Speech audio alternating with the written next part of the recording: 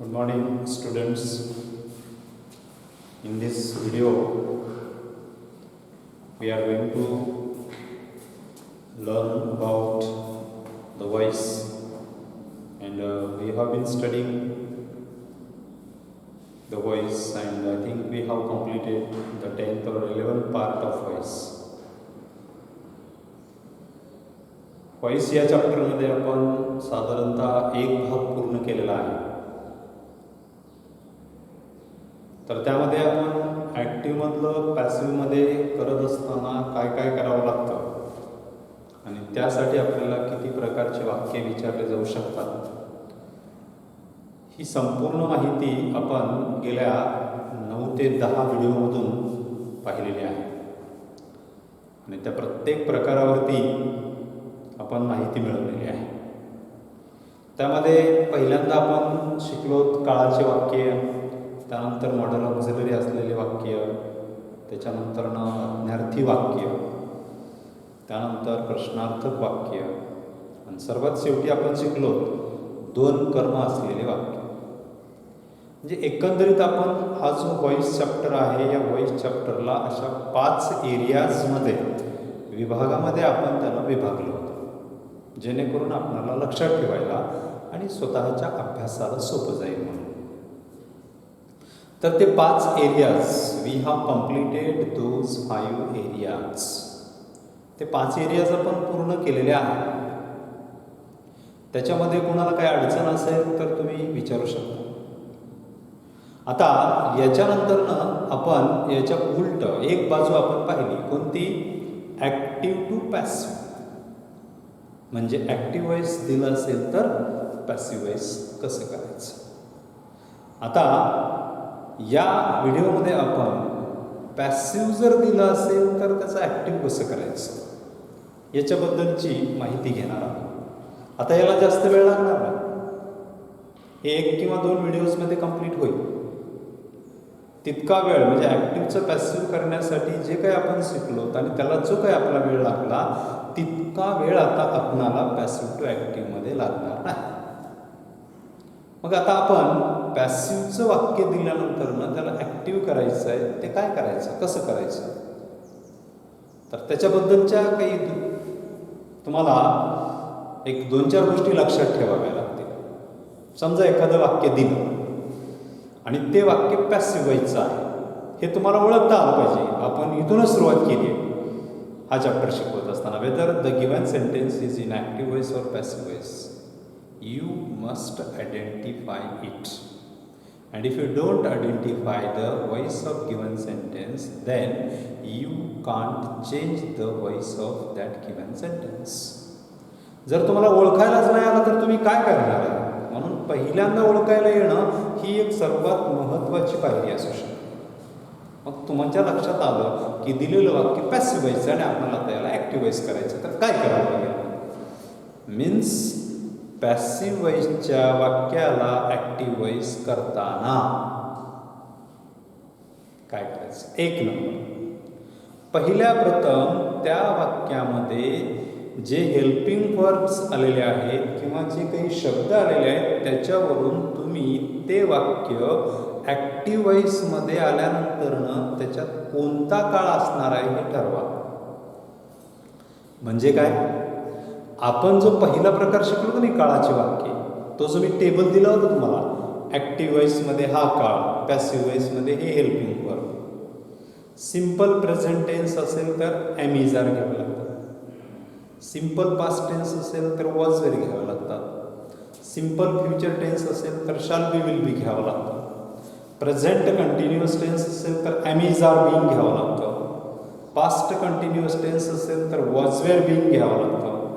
Future continuous टेन्सचं passive voice होत नाही. Present perfect tense असेल तर हॅव बीन किंवा हॅज बीन घ्यावं लागतं. पास्ट परफेक्ट टेन्स असेल तर हॅड बीन घ्यावं लागतं. फ्युचर परफेक्ट टेन्स असेल तर शाल हॅव बीन किंवा विल हॅव बीन घ्यावं लागतं. आणि शेवटचा जो आपला काळाचा गट आहे त्याचा पॅसिव्ह व्हॉइस होत नाही. हे दिलं होतं. आता तोच टेबल नेमका उलटा करायचा आहे, कारण आता आपण उलट शिकायला, पॅसिव्ह टू ॲक्टिव्ह शिकायला. तो टेबल आहे ॲक्टिव्ह टू पॅसिव्ह. आता तोच टेबल नेमकं उलटा करायचा आहे. मग काय, जर दिलेल्या पॅसिव्ह वॉइसच्या वाक्यात एम इज आर आलं तर ॲक्टिव्ह वॉइसमध्ये कोणता काळ, सिम्पल प्रेझेंट टेन्स. दिलेल्या पॅसिव्ह वॉइसच्या वाक्यात वॉज वेअर आलं तर ॲक्टिव्ह वॉइसमध्ये कोणता काळ, सिम्पल पास्ट टेन्स. जर दिलेल्या वाक्यात पॅसिव्ह वॉइसच्या शॅल बी विल बी आलं ॲक्टिव्ह वॉइसमध्ये सिम्पल फ्युचर टेन्स. जर दिलेल्या ॲक्टिव्ह वॉइसच्या वाक्यात एम इज आर आणि बीइंग आलं प्रेझेंट कंटिन्युअस टेन्स असणार आहे. वॉज वेअर बीइंग आलं पास्ट कंटिन्युअस टेन्स असणार आहे. हॅव बीन हॅज बीन आलं प्रेझेंट परफेक्ट टेन्स असणार आहे. हॅड बीन आलं पास्ट परफेक्ट टेन्स असणार आहे. Shall have been will have been आलं तर फ्युचर परफेक्ट टेन्स असणार आहे. म्हणजे तो टेबल आता नेमकं तुम्हाला उलटा लक्षात ठेवावा लागेल.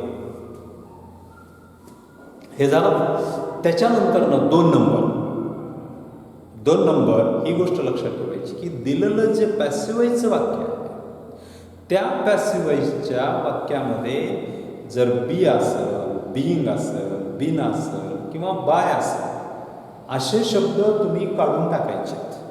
बघा, जर दिलेल्या पॅसिव्ह वॉइसच्या वाक्यामध्ये कोणते कोणते शब्द, बी येऊ शकतं, बीइंग येऊ शकतं, बीन येऊ शकतं किंवा बाय येतं, तर हे जे शब्द आहेत हे शब्द काढून टाकायचे. त्यांना बघायचं, काढून टाकायचं. आणि मग त्याच्यानंतर जे कोणतं वाक्य राहतंय हे बघायला लागतं. आणि त्याचा काळ ओळखायचा आहे. काळ कसा ओळखायचा मी आता सांगितलं तुम्हाला. दिलेल्या वाक्यात हेल्पिंग वर्ब कोणते आलेले आहेत, टू बीची रूपं कोणती आलेली आहेत, मग ते कुठल्या काळाचे आहेत त्याच्यावरून त्याचा काळ ओळखायचा. आणि जे राहिलेलं वाक्य आहे त्या राहिलेल्या वाक्यामध्ये शेवटी बाय नंतरनं जो कर्ता असतो द्वितीयच्या स्वरूपात तो सुरुवातीला घ्यायचा, सुरुवातीचं कर्ण शेवटी घ्यायचं आणि मध्ये काळानुसार योग्य ते हेल्पिंग वर्ब वापरायचे. या पद्धतीनं तुम्हाला दिलेलं वाक्य passive voice to active voice करावं लागेल. म्हणजे हे काढून टाकायचं. बघा, आपण काही त्यासाठी वाक्य घेऊया म्हणजे तुमच्या लक्षात येईल. आता मी पहिलं वाक्य घेतोय. 1 number, the door was broken by them. हे पाचवं वाक्य. The door was broken by them. Okay. आता मला सांगा या वाक्यामध्ये काय काढून टाकायचं आपल्याला, बी, बीइंग, त्यानंतर बीन, त्यानंतर बाय. आता बी आलंय का, नाही, राहू द्या. बीइंग आहे का, नाही. बीन आहे का, नाही. बाय आहे का, आहे. मग त्याला एक काढून टाकू. हे नको आहे. ओके. हां, आता दिलेल्या वाक्यात दुसरी कृती आपली बरं का. दिलेल्या वाक्यात टू बीची कोणती रूप आली आहेत, कोणतं आलंय इथं, वाज आलं, वाज. आणि हे वाक्य पॅसिव्ह वॉइसचं आहे, बरोबर आहे की नाही. मग पॅसिव्ह वॉइसच्या वाक्यात जर वॉज किंवा वेअर दोन्हीपैकी एक कुठलंही असेल तर ते पॅसिव्ह वॉइसचं वाक्य जर ॲक्टिव्ह वॉइसमध्ये आपण आणलं तर त्याच्यात कोणता काळ असणार आहे सांगा, सिम्पल पास्ट टेन्स. कोणता काळ असणार आहे, सिम्पल पास्ट टेन्स असणार आहे, साधा भूतकाळ असणार आहे. मग साध्या भूतकाळाची कन्स्ट्रक्शन काय, रचना काय, कर्ता, क्रियापदाचं दुसरं रूप आणि कर्म आणि complement. Subject plus V2 plus object plus complement, बरोबर आहे. मग आता या वाक्यात सिम्पल पास्ट टेन्स आहे. हा भाग आपल्याला नको आहे, हा पण भाग आपल्याला नको आहे. मग आता राहिलं काय, द डोअर एक राहिलं, ब्रोकन एक राहिलं आणि देम एक राहिलं. बाय नंतरचा जो भाग असतो पॅसिव्ह वॉइस मधला तो द्वितीयच्या स्वरूपात असतो आणि तो त्या ॲक्टिव्ह वॉइसचा कर्ता असतो. म्हणजे तो इकडे घ्यायचा असतो आणि हा भाग इकडे घ्यायचा असतो. म्हणजे याच्यात तिरकस गुणाकार करायचा. या आता बाय नंतर तिकडे देम आलेला आहे. मग देमची प्रथमा काय, दे. V2 पाहिजे, ब्रोकन V3 आहे म्हणजे ब्रोकन हे तिसरं रूप आहे. ऍक्टिव्ह वॉइस मध्ये जर हे वाक्य आणलं तर याच्यात साधा भूतकाळ होणार आहे. म्हणून मग साध्या भूतकाळामध्ये क्रियापदाचं तिसरं रूप नसतं, कितवं असतं? दुसरं असतं. मग ब्रोकनचं दुसरं रूप काय? Broke. They broke. They broke. हे बघा, ह्याचा वापर झाला, ह्याचा झाला, आता काय राहिलं म्हणून? The doer. The doer. वाचा वाक्य, they broke the doer. They broke the doer. या पद्धतीनं हे तुमचं उत्तर तयार झालं. काय काय केलं बघा. पहिल्यांदा आपल्याला जे वाक्य दिलं त्या वाक्यामध्ये बी, बीइंग, बीन, बाय ह्यापैकी कुठला शब्द आहे का पाहिला आणि तो आपण काढून टाकला. दुसरी कृती आपण काय केली? दुसऱ्यांदा आपण हे केलं की दिलेल्या वाक्यात जे हेल्पिंग व्हर्ब्स आलेले आहेत, सहाय्यकारी क्रियापद आलेले आहेत, त्याच्यावरून आपण त्या वाक्याचा काळ ठरवला. इथं वॉज आले पॅसिव्ह वॉइसमध्ये. वॉज किंवा वेअर जर आला तर ऍक्टिव्ह वॉइसमध्ये असतो सिंपल पास्ट टेन्स. म्हणून इथं सिंपल पास्ट टेन्स लिहिला आपण. मग सिंपल पास्ट टेन्सचं सूत्र काय आहे? कर्ता क्रियापदाचं दुसरं रूप कर्म आणि पूरक. मग subject, be two, object and complement. मग त्या पद्धतीने आपण उत्तर तयार केलं. बाय नंतरचा जो भाग आहे द्वितीयच्या स्वरूपातला तो कर्ता असतो, म्हणून इकडे घेतला दे. पुन्हा बी टू घेतलं ब्रो आणि राहिलेला भाग डुअर पुढे घेतला. जर कॉम्प्लिमेंट असतं तर याच्या पुढे घेतलं असतं आपण, कारण कॉम्प्लिमेंट इथं सेफ्टी आहे. आणखीन एक वाक्य घेऊ आपण म्हणजे तुमच्या लक्षात येईल.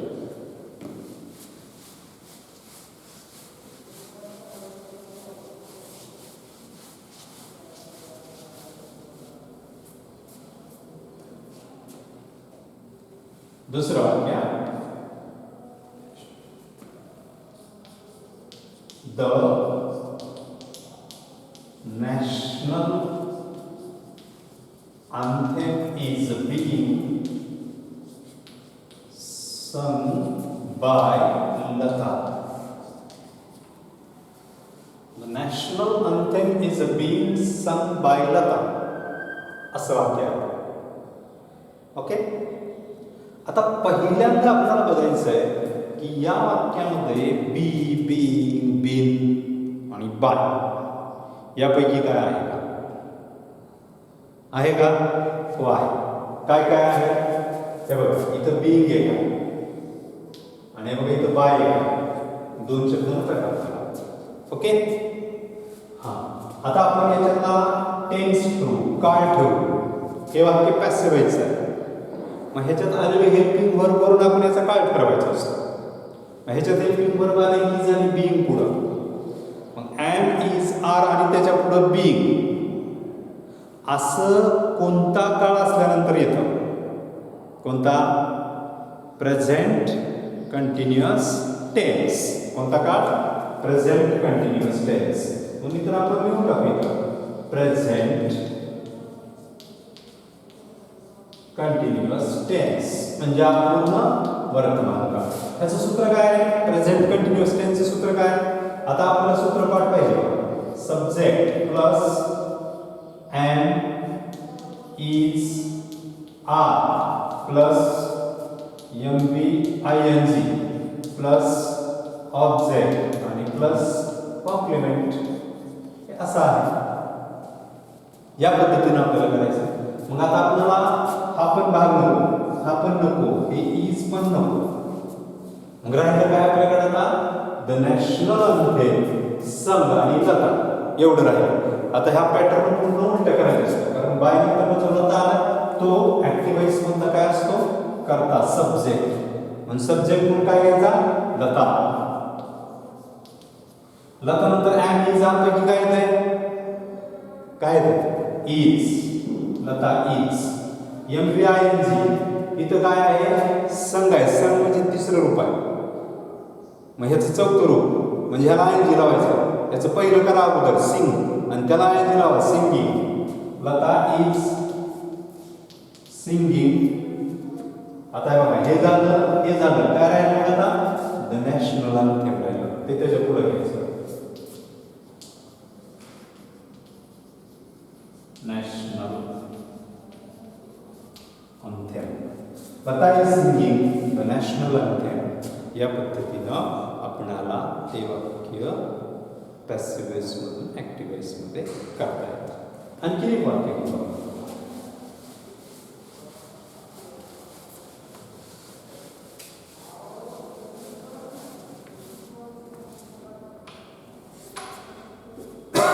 तिसरं वाक्य घेऊ. The syllabus has been completed by the teachers. Syllabus has been completed by the teachers. हे असं वाक्य आहे. हे वाक्य पॅसिव्ह वॉइस आहे. ओके, हे वाक्य पॅसिव्ह वॉइस आहे. मग आता या वाक्याला आपल्याला ऍक्टिव्ह वॉइस मध्ये आणायचं झाल्यास काय काय करावं लागेल? त्या वाक्यात बी, बीइंग, बीन, बाय काय आहे ते काढून टाका. मग इथं बीन आहे, इथं बाय आहे. त्या वाक्यातला त्याला जर ऍक्टिव्ह वॉइस मध्ये आणलं तर काळ कोणता येईल सांगा. वाक्यामध्ये हॅज बीन आहे. जर पॅसिव्हच्या वाक्यात हॅज बीन किंवा हॅव बीन असेल तर ऍक्टिव्ह वॉइस मध्ये कोणता काळ असतो? Present perfect tense. म्हणून या वाक्यामध्ये प्रेझेंट परफेक्ट टेन्स आहे. प्रेझेंट परफेक्ट टेन्स याचं सूत्र तुम्हाला पाठ पाहिजे. सब्जेक्ट हॅव किंवा हॅज, क्रियापदाचं तिसरं रूप, ऑब्जेक्ट आणि कॉम्प्लिमेंट हे त्याचं सूत्र आहे. आता आपल्याला याच्यामध्ये नको असलेले भाग काढून टाका. नको आहे, हे नको आहे, हे पण नको. चला, नको आहे ते राहू द्या, त्याच्याकडे बघूच नका. राहिले काय बघा? The teacher completed the syllabus. सुरुवातीला करता म्हणून काय घ्यायचं याच्यातनं? The teachers.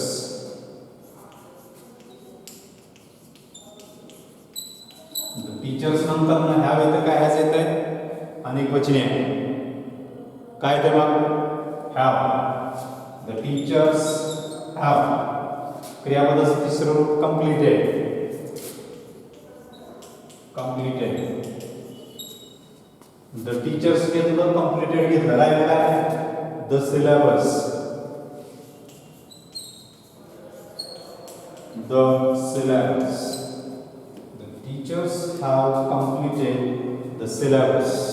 हा भाग आपला ऍक्टिव्ह व्हायचा झाला.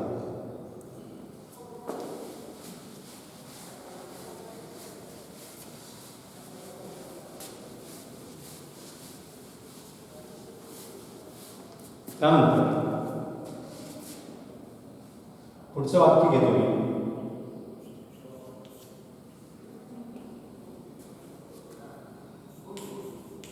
The room had been cleaned by her. The room had been cleaned by her. असा आहे. पहिल्यांदा आपल्याला याच्यात हे बिन नको आहे, हे बाय नको आहे. ओके, आता आपल्याला याच्यातला काळ ओळखायचा आहे. याच्यात काय आलं? Had bin. पॅसिव्ह वॉइस मध्ये जर हॅड बीन असेल तर ऍक्टिव्ह वॉइस मधला काळ कोणता असतो? पास्ट परफेक्ट टेन्स असतो. कोणता असतो? पास्ट परफेक्ट टेन्स असतो. पास्ट परफेक्ट टेन्स म्हणजे पूर्ण भूतकाळ. त्याचं सूत्र तुम्हाला लगेच पाठवेल. बोला. सब्जेक्ट हॅड, तिसरं रूप ऑब्जेक्ट, कॉम्प्लिमेंट. ओके, आता नको असलेले एरियाज कट. नको आहे, नको आहे, हे नको आहे. मग राहिलं काय? Her cleaned the room. Her by नंतरचा भाग आहे. कोणाची कृती आहे ती? सीची. मग करता कोणता येईल आपल्याकडं? शी. प्लस हॅडला हॅड एकच आहे, ऑप्शन आहे दुसरा. She had. तिसरं रूप क्लीन्ड. क्लीन्ड. आता काय राहिलं? The room. The room. She had cleaned the room. या पद्धतीने आता याच्यानंतर आपण एक थोडासा वेगळा भाग बघूया. कोणता वेगळा? वेगळा नाही तो, पण थोडंसं मुलांना तो जमलीमध्ये टाकतो. कधी कधी वाक्यामध्ये काय होतं? वाक्य घेतो, अ बिग ट्री वॉज कट, असं वाक्य आहे. अ बिग ट्री वॉज कट. आता याच्यात काय आहे? हे वाक्य ऍक्टिव्हाइज आहे का पॅसिव्हाइज आहे? कोणत्या वाईज आहे? याच्यामध्ये वॉज आले आणि वॉज नंतर कट आले. नियमानुसार हे जर वाक्य काळाचं असतं तर वॉज नंतर कटिंग आलं पाहिजे ना. वॉज कटिंग तसं नाही आलं, वॉज कट तिसरं रूप आलेलं. या वाक्यामध्ये पुढं बाय आणि जो कोणता डुअर आहे तो दिलेला नाही. बाय आणि द्वितीयेच्या स्वरूपात येणारा कर्ता दिलेला नाही. मग कधी कधी आपल्याला असं दिलं जातं की त्या वाक्यामध्ये, पॅसिव्हाइजच्या वाक्यामध्ये शेवटी बाय आणि एखाद्या कर्त्याची द्वितीया किंवा असं काहीही दिलं जात नाही. अशा वेळेला काय करायचं? एवढं दिलं काय करायचं? A big tree was cut किंवा the ground has been cleaned किंवा the project had been completed.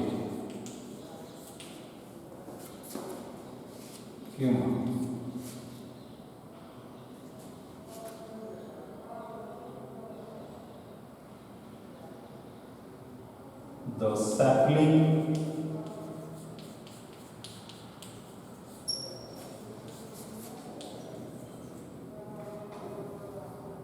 have been planted. पहा बरं वाक्य. याच्यातलं प्रत्येक वाक्य पॅसिव्हाइजच आहे. कारण का? तर याच्यातलं एकाही वाक्याची रचना काळाप्रमाणे नाही. काळाप्रमाणे रचना नाही, याची पण नाही, याची पण नाही, याची पण नाही. म्हणून हे वाक्य पॅसिव्हाइजचे आहेत. परंतु आपणाला या वाक्यामध्ये अडचण कुठं वाटते? तर अडचण आपल्याला फक्त शेवटी वाटते. याच्या बाय आणि बाय नंतर जी कर्त्याची द्वितीय येत असते तीच दिलेली नाही. ज्या ज्या वेळेला असं येतं, ज्या ज्या वेळेला असं येतं की पॅसिव्हाइजचं वाक्य असतं आणि त्याच्या पुढं बाय आणि त्याची द्वितीय दिलेली नसते, त्यावेळेला आपण ती आपल्या मनाने घ्यायची. बाय तिथं आहे असं आपण कन्सिडर करायचं. काय घ्यायचं मग त्याच्या शेवटी बाय देम किंवा बाय समवन किंवा बाय समबडी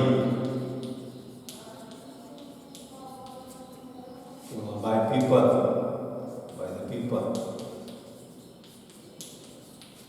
एवढ्यापैकी तुम्ही काहीतरी घ्या.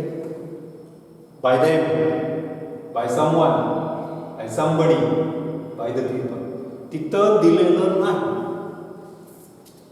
By and objective case of the subject is not provided. And if any sentence by and objective case of subject is not provided, then we have to consider out of these. जर दिलेल्या वाक्यामध्ये शेवटी bye आणि द्वितीयेच्या स्वरूपात कुठल्या कर्त्याची द्वितीया दिलेली नसेल तर त्या ठिकाणी यापैकी एक कुठलं तरी आहे असं तुम्ही समजा. You have to consider. Suppose समजा तिथं काय ते 80% वेळेला हेच घ्या बाय देम, बाकी वेळा नाही तुम्ही घेतलं तरी चालतं. जास्तीत जास्त मॅक्सिमम टाइम तेच घ्यायचं by them. A big tree was cut by them, by somebody किंवा by the people. The ground has been cleaned by them, by student, समजा ग्राउंड आहे स्वच्छ केलेले विद्यार्थी, असं पण आपण घेऊ शकतो. किंवा by someone, by somebody, by the people. The project had been completed by them. The saplings म्हणजे काय, रोपटे छोटे. The saplings have been planted by them, by someone, by somebody, by the people. यापैकी एक तुम्ही कुठलंही घ्यायचं आणि मग पुन्हा ते वाक्य ऍक्टिव्हाइज करायचं. समजा a big tree was cut, ह्याच्यापैकी आपण काय घ्यायचं, हे घेऊ by the people. By the people घेतलं, बाय द पीपल. आता तुम्हाला करता येतं ना बघा, a big tree was cut by the people. आता एक करता, ह्याच्यामध्ये बाय नको आहे आपल्याला, या वाक्याचा काळ ओळखा. इथं वॉज दिलंय, पॅसिव्ह वॉइस मध्ये वॉज म्हणजे ऍक्टिव्ह वॉइस मध्ये सिंपल पास्ट टेन्स असतो, म्हणून हे वाक्य सिंपल पास्ट टेन्स मध्ये करायचं आहे. हे वॉज पण नको आहे आपल्याला, मग इकडचा करता इकडं आणायचा, द पीपल. क्रियापदाचं दुसरं रूप cut, a big tree. The people cut a big tree असं होईल. त्यानंतर the ground has been cleaned, ह्याच्या पुढे आपण बाय देम घेऊ, by them, by them. The ground has been cleaned by them. आता याच्यामध्ये हॅज बीन आले, बरोबर आहे. हॅव बीन किंवा हॅज बीन असतं पॅसिव्ह वॉइसच्या वाक्यात असेल तर ऍक्टिव्ह वॉइस मध्ये कोणता काळ, प्रेझेंट परफेक्ट टेन्स असतो. हे हॅज बीन पण नको आहे आपल्याला आणि बाय पण नको आहे आपल्याला. मग आता बाय नंतरचा भाग देम. देम ही ऑब्जेक्टिव्ह केस आहे, द्वितीय आहे कोणाची, दे. म्हणून ते देम इकडं प्रथम आणलं तर त्याचं काय होईल, दे होईल. काळ कोणता आहे, present perfect tense. Present perfect tense मध्ये कर्त्यानंतर हॅव बीन, हॅव आणि हॅज यापैकी असतं, दे हॅव. क्रियापदाचं तिसरं रूप cleaned, they have cleaned. The ground, the ground. त्यानंतर the project had been completed by them. The project had been completed by them.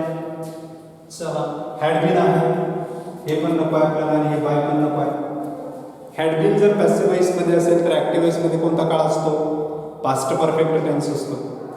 मग इथं पास्ट परफेक्ट टेन्स आहे, ऍक्टिव्ह वॉइस मध्ये आणलं तर हॅड बीन काढून टाकायचं, बाय काढून टाकायचं.